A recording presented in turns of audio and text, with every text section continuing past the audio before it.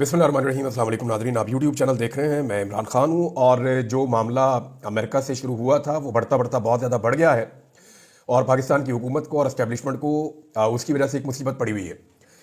इनका अंदाज़ा पहले ये था कि वहाँ पे अमेरिकन इस्टेब्लिशमेंट की मर्ज़ी के मुताबिक ही इलेक्शन होगा और जो बाइडन दोबारा जीत जाएगा उसकी पार्टी आ जाएगी और ये अपनी पॉलिसीज़ के साथ आगे बढ़ पाएंगे। लेकिन मुसलमानों ने बहुत बड़ी तादाद में वोट डाला डोनाल्ड ट्रंप को वैसे भी एंटी एस्टेब्लिशमेंट वहाँ पे वोट पड़ा है और उसकी वजह से डोनाल्ड ट्रंप ने वो इलेक्शन जीत लिया। अब अमेरिकन एस्टेब्लिशमेंट को शिकस्त हो गई है तो जो उसकी प्रॉक्सीज हैं पूरी दुनिया के अंदर, ये उनकी भी शिकस्त है और उनके खिलाफ अब मामला आगे बढ़ेंगे। यूक्रेन को जाते जाते बहुत बड़ी मिकदार में हथियार देना चाहता है जो बाइडन या उनकी इंतजामिया। डोनाल्ड ट्रंप और उनके लोग इसके खिलाफ हैं। अब वो फौरी तौर पर यह हथियार पहुंचाना चाह रहे हैं, इमदाद देना चाह रहे हैं। इस हवाले से अमेरिका में एक अपोजिशन और हुकूमत के बीच में, या आप ये समझ लें डेमोक्रेट्स और रिपब्लिकन्स के बीच में इस वक्त एक सरजंग जैसी कैफियत बनी हुई है। लेकिन पाकिस्तान को लेकर जो अमेरिका की आने वाली एडमिनिस्ट्रेशन है, ट्रंप की एडमिनिस्ट्रेशन है, उसके अज़ाइम बहुत क्लियर होते चले जा रहे हैं। यानी ट्रंप और उसकी टीम के हवाले से तमाम टीवी चैनल्स को पाकिस्तान में यह हदायत की गई है कि तमाम टीवी चैनल मोहतात रहें और ट्रंप की या उनकी टीम के किसी मेंबर की तज़हीक ना की जाए, कोई तज़हीक का गुफ्तगू ना की जाए। अगर तो ये खबर दुरुस्त है और ये खबर मुख्तलिफ सोर्सेज से आई है और ये इस खबर के ऊपर अगर हुकूमत पाकिस्तान कायम रहती है और एस्टेब्लिशमेंट पाकिस्तान की कायम रहती है तो फिर आपको सबूत इस तरह मिलेगा कि वो चंद नाम जिसे भर्ती किया गया, हुकूमत के बाद हमायती लोग हैं जिन्हें पाकिस्तान टेलीविजन में भर्ती किया गया, अगर वो ट्रंप और उसकी आने वाली टीम के खिलाफ बात करना बंद कर देंगे तो फिर आपको आइडिया हो जाएगा कि वाकई में हुकूमत की ये पॉलिसी है। नाज़रीन, पहले पाकिस्तान के मीडिया में क्या चल रहा है, अमेरिका में किसी को इसका पता ही नहीं होता था। ना अमेरिका की हुकूमत की इस पर तवज्जो होती थी, ना वो कभी इस तरफ देखते थे। इतना इंपॉर्टेंट उनके लिए था भी नहीं। इवन पाकिस्तान भी उनके लिए इतना इंपॉर्टेंट नहीं है। हाँ, माजी में अपनी स्ट्रेटेजिक वैल्यू की वजह से अफगानिस्तान में उनके इंटरेस्ट या चाइना में उनके इंटरेस्ट, अभी तो इंडिया उनका एक ऐसा पार्टनर है जिससे वो बहुत सारा कुछ हासिल कर लेते हैं खित्ते में। अफगानिस्तान और रशिया को लेकर और सेंट्रल एशिया को लेकर या ईरान को लेकर अमेरिका के जो इंटरेस्ट थे उसकी वजह से पाकिस्तान बहुत इंपॉर्टेंस इख्तियार कर जाता था। लेकिन अभी सूरत हाल वैसी नहीं है और ट्रंप की दिलचस्पी कोई नई जंगें छेड़ने में है भी नहीं। तो पहले ये होता था कि पाकिस्तानी मीडिया में क्या चल रहा है इस हवाले से अमेरिकन को बिल्कुल परवाह नहीं होती थी और ना उन्होंने कभी इस बारे में सोचा और इसका फायदा पाकिस्तान के सियासतदान और हुकूमतें उठाती थी। हुकूमत यह करती थी कि अमेरिका में जाकर अमरीकी बयानियां, पाकिस्तान में आकर पाकिस्तानी बयानियां, यानी अवाम के सामने अमरीका को गालियां देते थे और अमरीका के सामने जाकर घुटने टेक देते थे। तो ये एक दोगली पॉलिसी चलती थी पाकिस्तानी सियासतदानों की जानिब से, जिसके ऊपर अमेरिकन अक्सर एतराज भी करते थे और वो रिपोर्टें यही लिखते थे कि पाकिस्तान हमेशा हमारे साथ डबल गेम खेलता है। पाकिस्तान के अंदर ये कुछ और होते हैं और अमेरिका जाकर हमारे सामने ये कुछ और बन जाते हैं। तो उसकी वजह से पाकिस्तान का एतबार भी नहीं होता था। इमरान खान साहब बड़े स्ट्रेट फॉरवर्ड आदमी हैं। वो अमेरिका में गए, उन्होंने उसी तरह उनकी बॉडी लैंग्वेज देख लें, बातचीत देख लें, तो वो क्लैरिटी थी उसमें। और पाकिस्तान में आए तो वहां पर भी उनकी क्लैरिटी थी। और ये इमरान खान साहब की ट्रेनिंग है ना। आप ये देखें कि जब अमेरिका ने पाकिस्तान के बैलिस्टिक मिसाइल सिस्टम को मदद फराहम करने वाली 4 कंपनियों के ऊपर पाबंदियां लगाई तो हुकूमत से पहले पाकिस्तान तहरीक इंसाफ ने उसकी मजम्मत की है।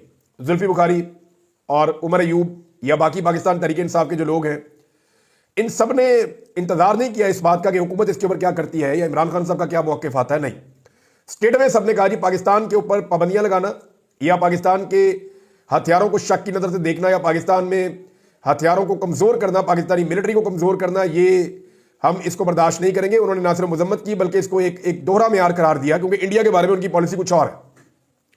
वैसे मैं आपको ये बता भी देता हूं कि दूर तक मारने की सलाहियत पे अमेरिका को एतराज़ है ना। अभी उनकी कोई खबरें भी आ रही हैं कि जनाब पाकिस्तान के पास इतनी कैपेसिटी है कि जो खित्ते में अमरीकी मफादात है उनको हिट किया जा सकता है या अमेरिका के ऊपर भी पाकिस्तान अपने मिसाइल के साथ अटैक कर सकता है। अमेरिका और पाकिस्तान ऐसे हैं कि ग्लोब के 2 अलग अलग कोनों पर है। पाकिस्तान के पास इतना लॉन्ग रेंज तो कोई मिसाइल नहीं है जो जाकर अमेरिका में हिट कर दे। हाँ, लेकिन इस खित्ते में अमेरिका जहां पे मौजूद है वहां पे पाकिस्तान तक का मिसाइल पहुंच सकता है। यानी इस रीजन में जहां अमेरिका के बैरी बेड़े हैं या कुछ और है, तो वो उस हिसाब से अगर वो खबर कह रहे हैं तो वो तो बात ठीक है उनकी कि वो पाकिस्तान की एक्सेस में आ सकता है, पाकिस्तान अगर अपने मिसाइल प्रोग्राम को ऐसे ही कंटिन्यू रखता है तो। लेकिन असल मामला क्या है? असल मामला है इसराइल का। पाकिस्तान अगर लॉन्ग रेंज वेपन्स अपने बनाता रहता है तो इसराइल खतरे में आ जाता है और इसराइल कभी नहीं चाहेगा कि वो पाकिस्तानी रेंज का शिकार हो जाए। अब जरा अगर आप मुवाजना करें पाकिस्तान का और इंडिया का तो आपको आइडिया हो जाएगा कि कौन कहां खड़ा है।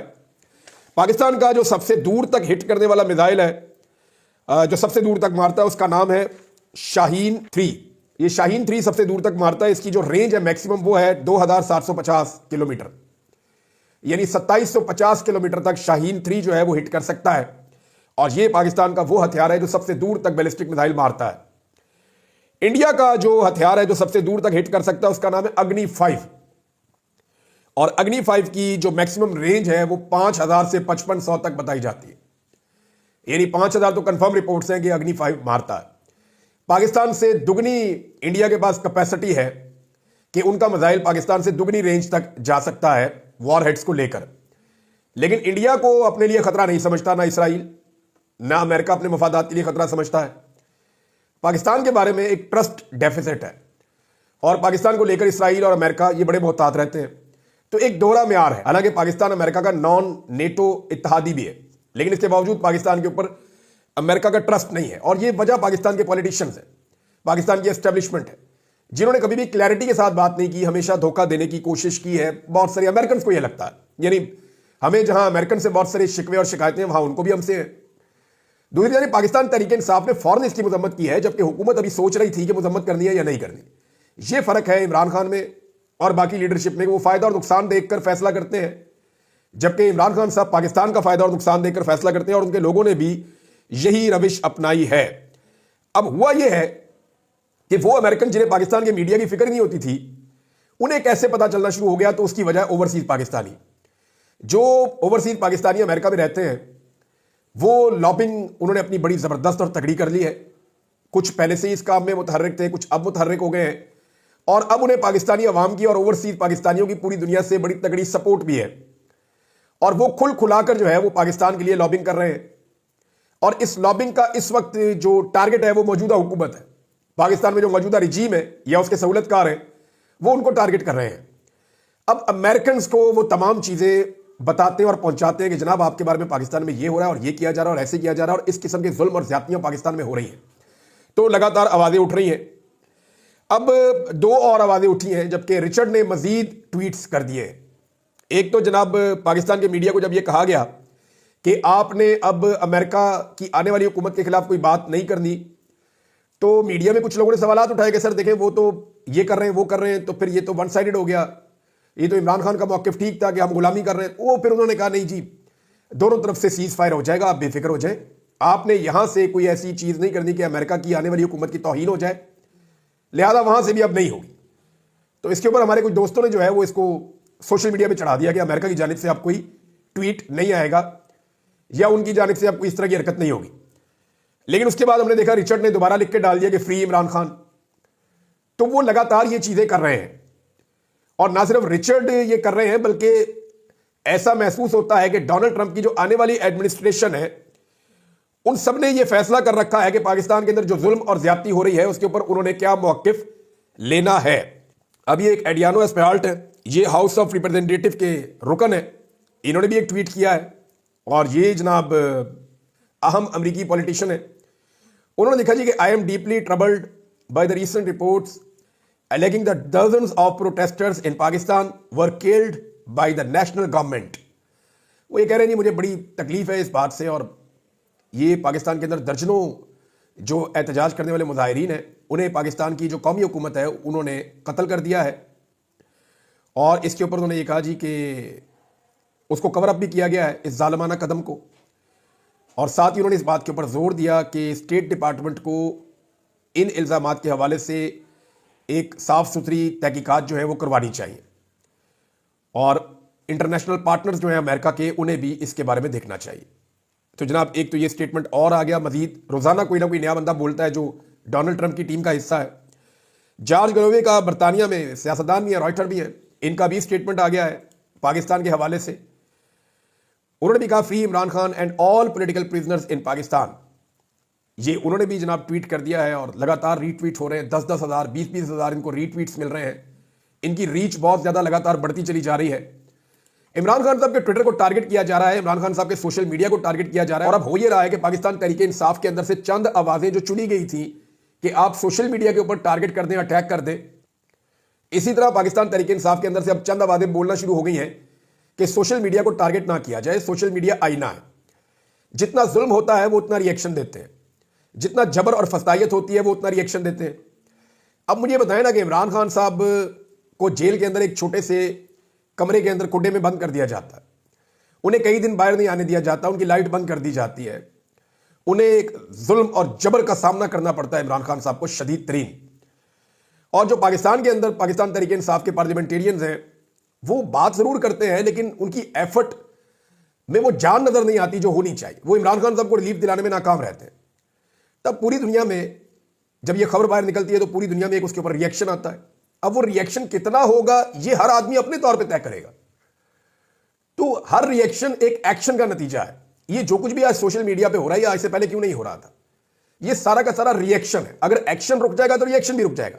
हाँ, चंद लोग हैं जिनके बारे में आप ये कह सकते हैं कि वो एंटी पाकिस्तान है, या वो एंटी मिलिट्री है, या वो पाकिस्तान के खिलाफ जो है वो एक प्रोपेगेंडा हमेशा से खड़ा करते आए और आइंदा भी करते रहेंगे। ऐसे लोग मौजूद हैं, उनके खिलाफ आप एक बयानिया बना भी सकते हैं और वो लड़ाई चलती रहेगी। लेकिन ये जो हजारों लाखों की तादाद में लोग आ गए बीच में, ये सारे गद्दार तो नहीं हो सकते ना। ये एक्चुअली सारे रिएक्शन दे रहे हैं जुल्म का, जबर का, फस्तायत का, इंसानी हकूक की खिलाफ वर्जियों का। और ये रिएक्शन रुक जाएगा फौरी तौर पे जैसे ही जुल्म और जबर रुक जाएगा, जैसे ही एक्शन रुक जाएगा तो ये रिएक्शन भी रुक जाएगा, चीजें ठीक होना शुरू हो जाएंगी। लेकिन पाकिस्तानियों की आंखों का ऑपरेशन हो गया, ये बात अब हमेशा रहेगी, इससे हम भाग नहीं सकते। इमरान खान साहब का सोशल मीडिया तो टारगेट हो ही रहा है, लेकिन जो सोशल मीडिया को टारगेट करने वाले लोग थे उनके मुकाबले में पाकिस्तान तहरीक इंसाफ से कुछ और आवाजें उठी हैं। जैसा कि बैरिस्टर सलमान नियाज़ी साहब ने बात की है, आमिर मुगल साहब ने बात की है, कुछ और पाकिस्तान तहरीक इंसाफ के जो दरीना लोग हैं वो ये बात करना शुरू हो गए हैं कि सोशल मीडिया जो है वो इमरान खान साहब ही उसकी पॉलिसी बताएंगे कि क्या है।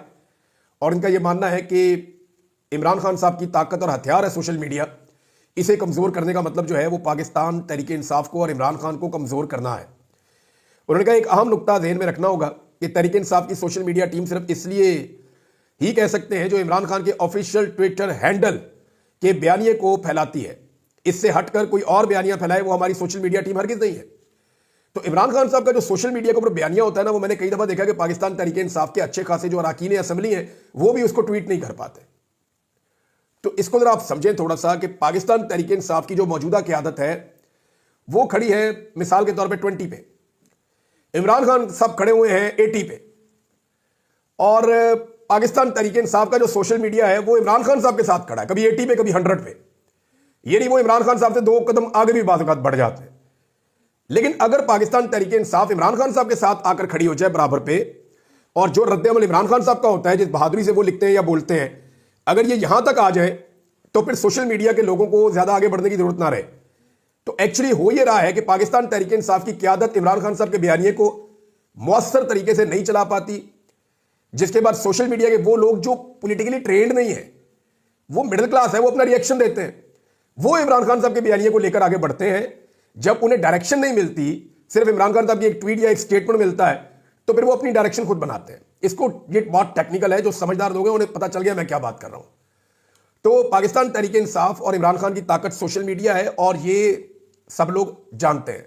इमरान खान साहब के अपने ट्विटर अकाउंट पे अगर आप देखें ना तो आपको हैरत होगी जो मैं अब आपको बताने वाला हूं। ये अशर बाजवा साहब की एक रिसर्च है, इसको आप देखें तो आप हैरान हो जाएंगे। सन 2022 दिसंबर से लेकर आज के दिन तक का डाटा उन्होंने इकट्ठा किया और यह डाटा बताता है कि दिसंबर 2022 में सबसे ज्यादा जो ट्विटर फॉलोअर्स थे किसी लीडर के पाकिस्तान में, वो इमरान खान साहब के 18.4 मिलियन थे। उसके बाद मरियम नवाज के 7.8, शहबाज शरीफ के 6.4, नवाज शरीफ के 1 मिलियन, बिलावल के 5 मिलियन, जबकि मौलाना फजल रहमान के 5,63,000। अब दिसंबर 2024 तक कितना फर्क पड़ा जरा आप ये देखें, इन 2 सालों के अंदर किसको अवाम ने कितना फॉलो किया। इमरान खान साहब के जो फॉलोअर्स के अंदर इजाफा हुआ गुज़िश्ता 2 सालों में वो 26,60,000 से ज्यादा हुआ है, 26,60,000 से जायद, और इसके लिए उन्होंने 1 रुपया भी खर्च नहीं किया। जबकि मरियम नवाज बेशुमार पैसा खर्च करने के बावजूद 3 लाख फॉलोअर्स इकट्ठे कर सकी। शहबाज शरीफ 3 lakh followers, Nawaz Sharif 1 lakh follower, Bilawal 1 lakh follower, और मौलाना फजल रहमान जो है वो 1 लाख फॉलोअर से भी कम इकट्ठे कर पाए। इसका मतलब क्या है? इसका मतलब यह है कि पाकिस्तान के अंदर जो आवाज लोगों को सबसे ज्यादा अपील कर रही है वो इमरान खान की है। पाकिस्तान के सारे लीडर्स जितने भी हैं, बड़े बड़े लीडर्स, उन सबको मिलाकर जितने लोगों ने फॉलो किया है वो 25% बनता है। यानी इमरान खान के मुकाबले में जितनी पॉलिटिकल पार्टीज हैं, उन तमाम के जो बड़ी लीडरशिप है, उन सबको जितने लोगों ने फॉलो किया पूरे 2 साल में, वो 25% है। जबकि इमरान खान साहब को जो फॉलो किया गया इन 2 सालों में, वो अकेले आदमी को 75% है, हालांकि 1.5 साल से वो बंदा जेल में पड़ा हुआ है। अब आप अंदाजा कर लें कि इमरान खान साहब की सोशल मीडिया पे कितनी ताकत है और कितनी तकलीफ होगी इमरान खान साहब के सोशल मीडिया के अकाउंट से। नाज़रीन, अमेरिका के हवाले से एक बात मैं आपको कर दूं कि अमेरिका की जो आने वाली एडमिनिस्ट्रेशन है ना, उसमें एक सोच डेवलप हो चुकी है और एक ट्रेंड उनके अंदर यह बन चुका है कि पाकिस्तान में जुल्म और ज्यादती हो रही है और उस जुल्म और ज्यादती को रुकना चाहिए। अब पाकिस्तान की एस्टेब्लिशमेंट और पाकिस्तान की हुकूमत के लिए यह बहुत मुश्किल होगा। इन्हें बहुत जल्दी यह फैसला करना पड़ेगा कि अमेरिका से टक्कर लेनी है, उनके साथ जंग करनी है, लड़ाई करनी है और उनके साथ एक नई लड़ाई में जाना है, या फिर इन्होंने पाकिस्तान में जो है वो ये 2 नंबरी और फ्रॉड बंद करना है, जो बाइडन हुकूमत के साथ मिलकर इन्होंने शुरू किया था। जो बाइडन एडमिनिस्ट्रेशन जो थी, उन्होंने इनको खुली छूट दी है और फिर रिजीम चेंज ऑपरेशन के बाद से लेकर अब तक जो कुछ भी हुआ उसमें इनको मुकम्मल सहूलतकारी मिली है। अब यह सहूलतकारी ठीक 1 महीने बाद बंद होने वाली है।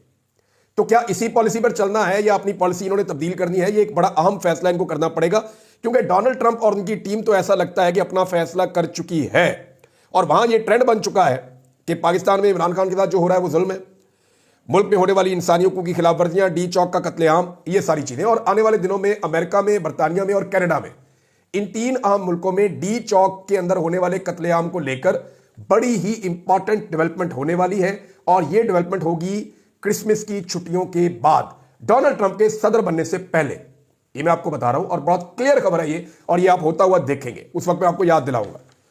एक और खबर है नादरीन, वो ये है कि पाकिस्तान में जो सफेद इमारत है इस्लामाबाद में, उसके अंदर से कुछ आवाजें उठी हैं, लेकिन इन आवाजों का क्या कोई फायदा है?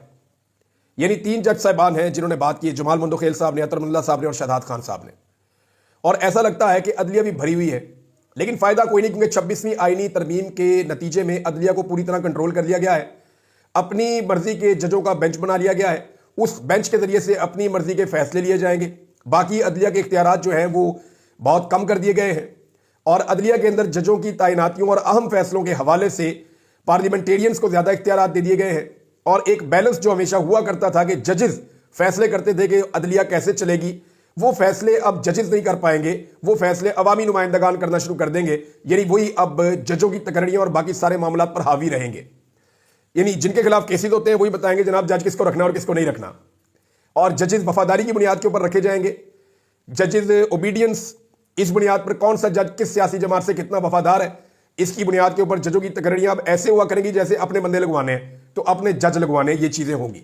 तो अदलिया का तो सत्यानाश हो गया, उसके बाद ये आवाजें उठने का फायदा क्या है? लेकिन फिर भी जस्टिस अतर मुल्ला ने कहा कि 2017 से मुकदमा सुप्रीम कोर्ट में ज़ेर इल्तवा है, जबकि रियासत हुकूमत गिराने और लाने में मसरूफ है, इदारे सियासी मुखालफिन के पीछे पड़े हुए हैं। जमाल मंदोखेल साहब ने कहा कि रियासत की क्या बात करें, 3 वज़ीर आज़म मारे गए, तीनों वज़ीर आज़म के मुकदमात का क्या बना? बलोचिस्तान में सीनियर तरीन जज भी मारा गया, कुछ पता नहीं चला। असल बात यह है कि कुछ करने की ख्वाहिश नहीं है। दीगर 2 सूबों की निस्बत सिंध और पंजाब में तफ्तीश इंतहाई नाकस है। जब तक रियासती इदारे पॉलिटिकल इंजीनियरिंग में मुलव्वस होंगे यही हाल होगा। लोगों को इदारों पर यकीन नहीं, लोग चाहते हैं सारे काम सुप्रीम कोर्ट करे। जस्टिस अतर मुल्ला साहब ने कहा, यह इदारा सुप्रीम कोर्ट भी इतना सच बोलता है जितना हमारा मुआशरा। 40 साल बाद मुंतखब वज़ीर आज़म के कत्ल का एतराफ़ किया गया। वज़ीर आज़म के कत्ल से बड़ा जुर्म क्या हो सकता है? किसको जिम्मेदार करार देकर सजा दी जानी चाहिए थी?